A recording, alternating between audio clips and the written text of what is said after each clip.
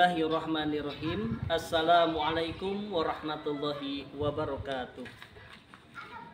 Bismillah, alhamdulillah, usholli wa usallimu ala sayyidi rasulillah Muhammad ibn Abdillah wa ala alihi wa sahbihi wa man tabi'ahu ila yaumil qiyamah, amma ba'du.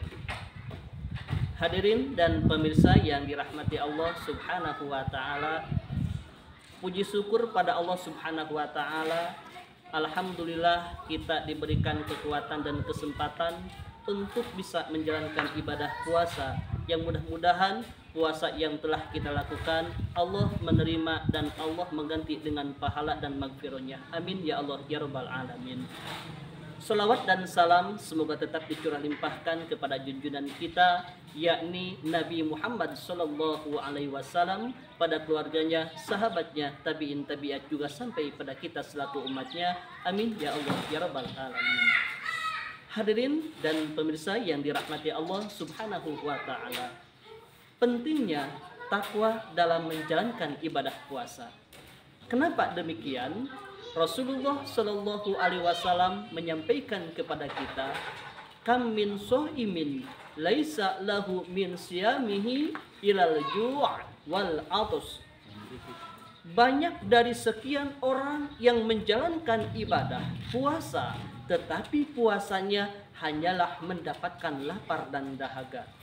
Artinya mereka berpuasa tidak bernilai ibadah. Mereka berpuasa tidak mendatangkan pahala, apalagi sampai Allah mengampuni dosa-dosa yang telah dilakukan.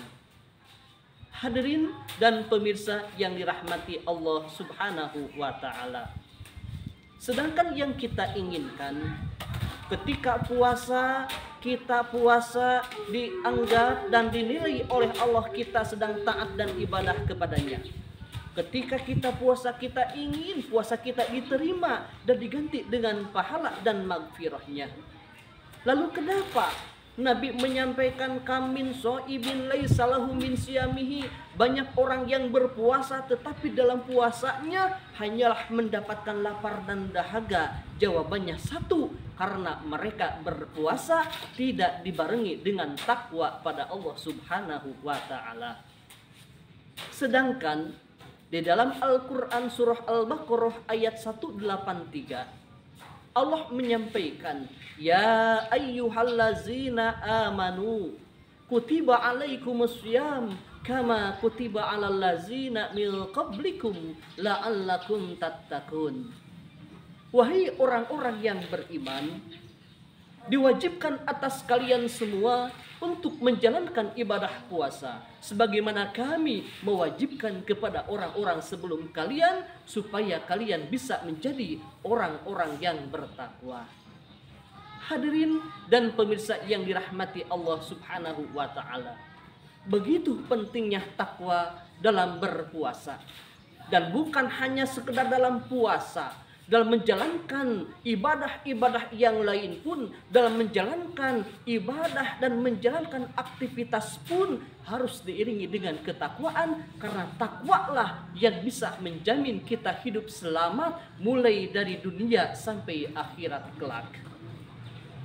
Hadirin dan pemirsa yang dirahmati Allah subhanahu wa ta'ala, lalu bagaimana supaya puasa yang telah kita jalankan, puasa yang telah kita tunaikan hari ini dan hari-hari sebelum ini ataupun hari-hari yang akan datang, Allah menerima atas puasa kita?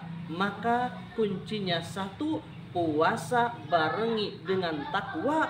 Lalu apa yang disebut dengan takwa? Ayo, apa yang disebut dengan takwa?